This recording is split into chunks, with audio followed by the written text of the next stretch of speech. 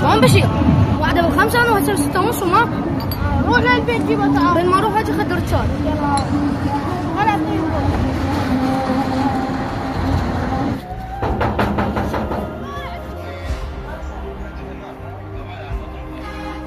انا رجعتين ان شاء الله واحده طفي الموبايل.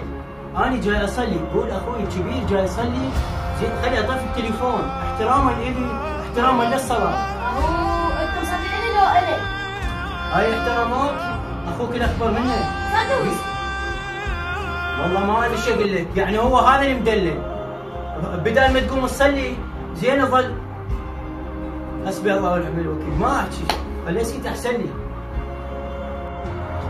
تعال وين رايح؟ جماعة منتظرين بالباب. الموكب؟ ما شاء الله، يعني كل هاي الاخلاق وتريد تروح للموكب؟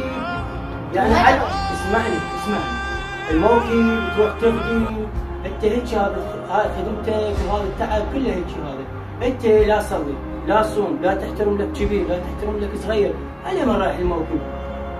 الحسين عليه السلام ضحى لاجل الدين لاجل الصلاه لاجل هواي امور، انت ولا وحده منهم مسويها، زين ما يصير هيك شيء. خوش علي صلي قبل لا تروح الموكب. ايش بيه هذا؟ لا يعني واحد جاي نصحى يدير وجهه يروح. الله يرحمه. أرضاك ما تأخرت عليك، بس بعد صليت وجيت. ليش تكذب علي؟ سمعت الحكي بيني وبين اخوك كله. يعني أنت راح تجي تخدم معهم راح تاخذ خدمتك بالخالي بلاش، من تقوم تصلي، الصبح وتعال تخدم معهم، ثمانية. شباب رضع. شباب. اي والله كلامهم صحيح، انا ساعة راح اقوم اصلي واصوم. الحسين خلق، الحسين فكرة، الحسين عزيمة، الحسين دين. تأدب بآدابه، خلق بأخلاقه، قدسه، نعم قدس ذكراه. حاول أن تحلل شخصيته، تحلل موقفه، قوم لي بعمل علمي.